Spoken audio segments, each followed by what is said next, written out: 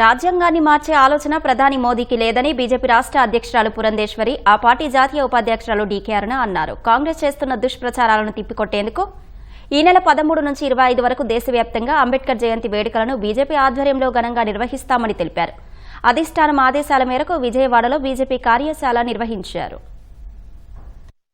BC commission కి చట్టబద్ధత కల్పించడం కావచ్చు, మహిళలకి చట్టసభలో 33% రిజర్వేషన్ కల్పించే విధంగా మార్పు చేయటం కావచ్చు. ఈ రకంగా ప్రతి ఒక్క ఈ 22 సవరణలు కూడా సామాజిక న్యాయాన్ని దృష్టిలో పెట్టుకుని, భారతదేశ అభివృద్ధిని దృష్టిలో పెట్టుకుని చేసినటువంటి సవరణలు అని చెప్పి ప్రజలు గమనిస్తున్నారని చెప్పి మేము గట్టిగా విశ్వసిస్తున్నటువంటి విషయం.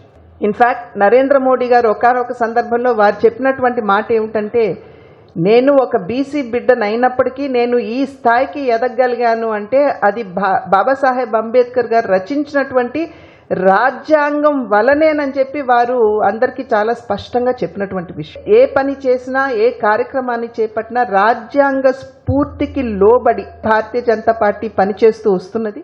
25th వరకు ఉంటుంది. ఈరోజు రేపటి నుంచి రేపు సాయంత్రం అంబేద్కర్ గారి యొక్క విగ్రహాలను శుద్ధి చేసి శుభ్రపరిచి దీపారాధనలు చేసి ఎల్లుండి వారి జయంతి సందర్భంగా పూలతో అలంకరించి ఘనమైనటువంటి నివాళులు అర్పించి వారి స్ఫూర్తిని నింపుకొని గ్రామాలకు వెళ్లి కార్యక్రమాలు భారతీయ జనతా పార్టీ చేపడుతుంది. ప్రజల్లోకి వాస్తవాలను తీసుకెళ్తుంది.